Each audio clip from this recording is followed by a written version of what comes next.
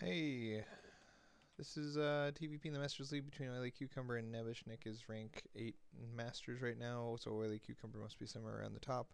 Although they did recently relax the matchmaking, so he could be a bronze leaguer. We never know. I'm just kidding. So Nick has two builds in TVP, and we won't know which one he's doing until we get further into the game. I'm watching this with you for the very first time. In TVP, there's two. Like the very first thing you need to be worrying about is denying obviously the stupid probe harass. Second, location of your enemy. Third, whether or not he's saving up Chrono Boost to do a one base play, and whether or not he got a fast expansion. Fourth, you need to have a bunker that starts at like 420 or earlier in order to resist the early stalker pressure of the dude's first stalker. And next, you need to try to get your factory to start at 3:30 or as close to 3:30 as you can. 3:30 is when your factory will start if you go Rax gas on and take gas on 13.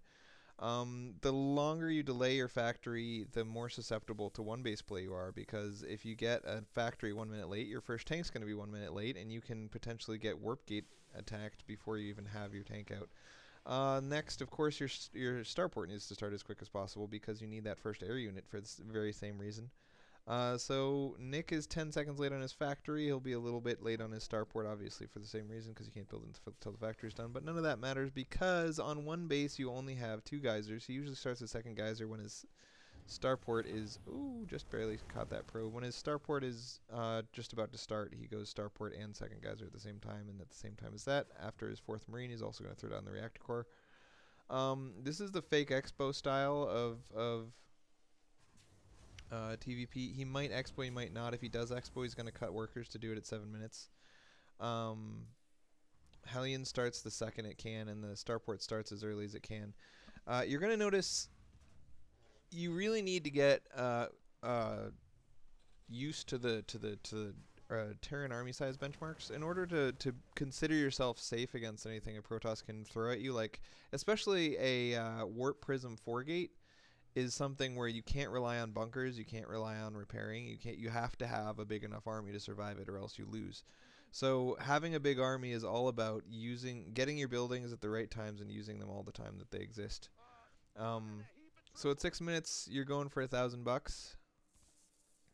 That's what you need to have $1,000 against $1,000 for warp gate cut worker nonsense.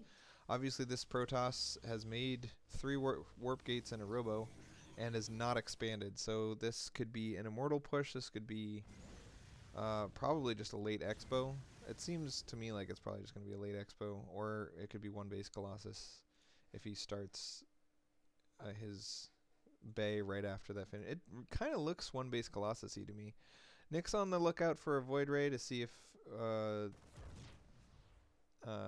there's any proxy buildings in anywhere, because one thing you can do is get that robo late while you hid the DT tech, but it's not very good build, and therefore it's also not very common, because usually things are more common when they're good.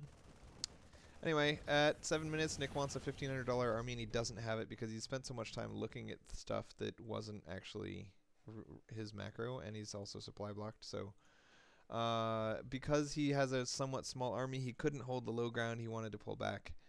And also the lack of an expo from the Protoss really has Nick convinced that it's time to double bunker up top and really make sure that you can survive against this. But I think Nick kind of misread this. To me, 3-gate robo, no expo, it could be an immortal all-in, but that's not very scary. Like, an immortal all-in is just going to die. Much scarier is the one-base Colossus tech. And obviously, the 1-gate robo into 1-base Colossus gets you a Colossus out at 8 minutes, which is crazy scary. But this type of robo build is just going to take an 8-minute expo and get his first Colossus at like 10 minutes. So it's a lot less scary, and it's very not oriented around an attack against the Terran. It's just a way to be safe against Marine heavy all-ins while also getting a reasonably timed expansion. And especially against the Terran who's not taking a fast expansion of his own. It's just a generally safe kind of way to play. And the safe is kind of a code word. It doesn't mean that you're safe. It means that you cut economy for army and you cut army for economy, and you ended up middle of the road on both. People usually call those safe builds. So at this point, Nick's way behind because he is totally screwing up his macro and doing everything wrong. At 9 minutes, he wants 2,700 and he only has 2,000. And again, when you do a build that only has 3 buildings, anytime you're not using those buildings, you're falling permanently behind and you'll never catch up. So this is a big vulnerability of what Nick's doing right now. He really wants to be pushing out right now so that he gets there and sees the one Colossus army with no support and is able to just kill the Colossus and win the game. But because he's been paying so much attention to harass and to army positioning, to getting his expo at a certain time and so on and so forth, he's kind of neglected his army production, and so he doesn't have the army he'd like to go with. Usually at 10 minutes you're looking for 37 workers and 90 supply, or an expansion 32 workers and 90 supply. And Nick is at 60. You know, he's 30 supply behind where he wants to be at this point, so he can't really push out. He can't really do much. And I know his money doesn't seem super high, but it isn't even super high. It's just he cut workers before 30. You need to get to 30 workers before you're allowed to cut. And now this is really bad because not only is his army small, but he's pushing with it against 2 Colossus. Oh, I'm scared for Nick. And he pulled all these workers, which means his income has dropped down to 500, 200. So he like, he's got a big pile of money in the bank, so that kind of easily justifies pulling workers this early because, you know, pulling workers reduces your income, but if you have all this money you can't spend anyway, then I guess might as well pull workers, right? But I don't know. This army is just way too small. He should have about $1,300 more than he does right now. So he's trying to catch the Protoss' army midfield, but this is not how you do it. You push to his base, and then he has to fight you. So you keep your army in a little ball, and you push all the way to the Protoss' base and force him to fight you wherever you happen to be. Right now, he's trying to force the Protoss to engage him in the open field, which, first of all, that's not what he wants to do, because Protoss can just retreat if you engage him in the open field like that. But second of all, the Protoss is just not going to let him. He took an expo before Nick did, so he's ahead, so there's no reason for him to fight. 12 minutes in, only 33 workers. Army spending gets further and further behind as we continue. He has a proxy pylon with a left behind zealot kind of thing, but because Nick never made the push that he was threatening, it's not going to be that scary. Notice how I said you want 90 supply at 10 minutes? Nick has lost almost nothing. 1 Hellion, and he salvaged 2 bunkers, right? And maybe like canceled a supply depot or something. So he's basically only lost a Hellion, and he's at 90 supply at 12 and a half minutes. That's insanely far behind. So yeah, this is bad. The further Nick goes from the timing window that this build is designed around, the 10-minute timing window, the worse this is going to go for him. And then he kind of suicides that Banshee because obviously the Protoss knew he was here and was bringing up stalkers to fight them. And I don't know. I'm really bad at Banshee harass. Nick's much better than me at that, so I'm not going to criticize him too much for doing something stupid in Banshee harass. But seriously, you guys. Second starport because he knows that the Protoss is on Colossus tech. He also saw charge researching, although it could have been blank. A lot of people get blank even though it's completely useless against siege tanks and marines.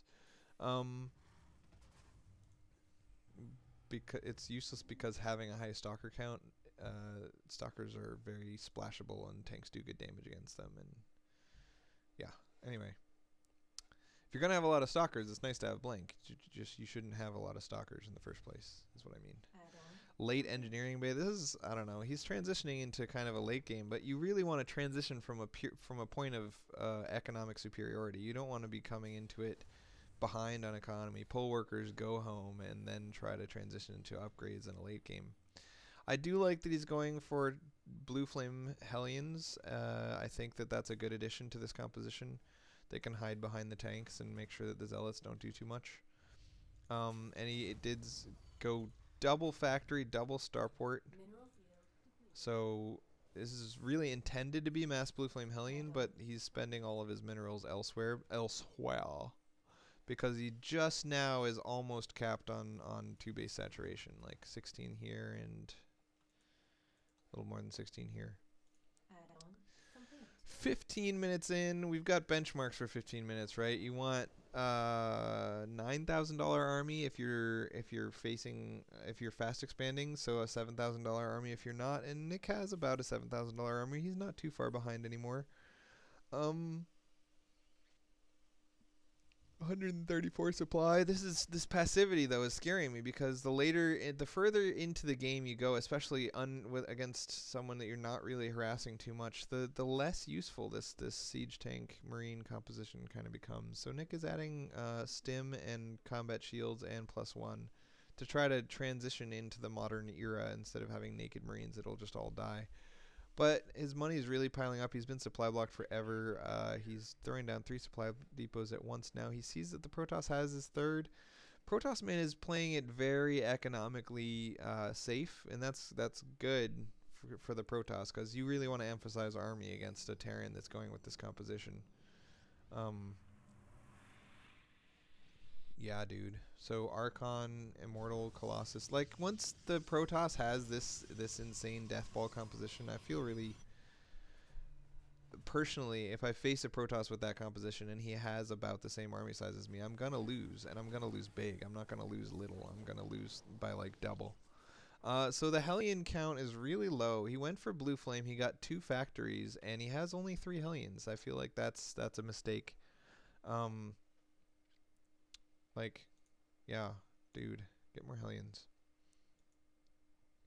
Viking count also extremely low. He knows that the Protoss has had Colossus for a long time, and have only 3 Vikings. That's kind of scary. He scans and sees. Oh no, he doesn't scan. That's just me having vision turned on.